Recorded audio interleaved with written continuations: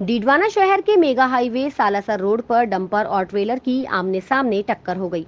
टक्कर की वजह से डंपर और ट्रेलर दोनों ही सड़क पर पलटी खा गए। हादसे की वजह से यातायात भी बाधित हो गया। जानकारी के अनुसार डंपर सालासर की तरफ से आ रहा था, वहीं ट्रेलर कुचामन रोड की तरफ से आ रहा था। इस दौरान दोनों की आमने सामने सालासर मुख्य चौराहे पर टक्कर हो गई, जिसकी वजह से डंपर एक साइड पलटी खा गया, वहीं ट्रेलर का पीछे का हिस्सा भी पलटी खा गया। हादसे में डंपर चालक को मामूली चोटें आई है, जिसे उपचार के लिए अस्पताल लाया गया, जहां पर डॉक्टर्स ने प्राथमिक उपचार करके छुट्टी दे दी। हादसे में किसी भी तरह की कोई जनहानि नहीं हुई। वहीं घटना की जानकारी मिलते ही पुलिस भी मौके पर पहुंची और दोनों दुर्घटनाग्रस्त वाहनों को रोड के साइड में कराकर यातायात को सुचारू रूप से सही कराया गया।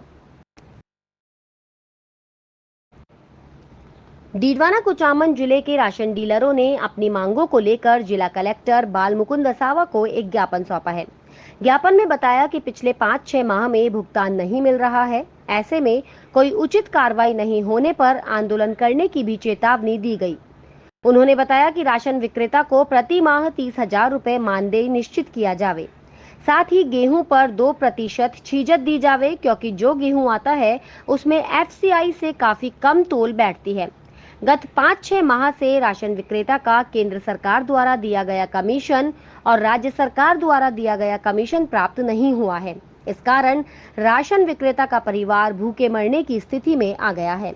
आधार सीडिंग की राशि, प्रवासी योजना के तहत वितरण कराए गए गेहूं का कमीशन व EKYC का सीडिंग का मेहनताना भी दिया जावे।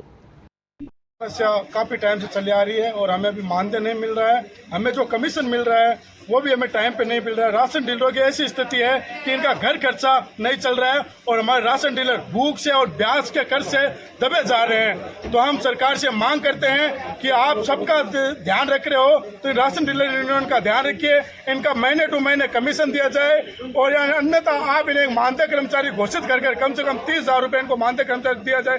अगर हमारी मांग की ओर ध्यान नहीं दिया जाता है तो 1 तारीख से हम सामूहिक रूप से इस्तीफा भी देंगे। पूरे राजस्थान के राशन डीलर हम ये संगठन हो रही है, हमारी तैयारी चल रही है। हमने प्रमुख मांग ये है हमारी कि हमें मानदेय दिया जाए।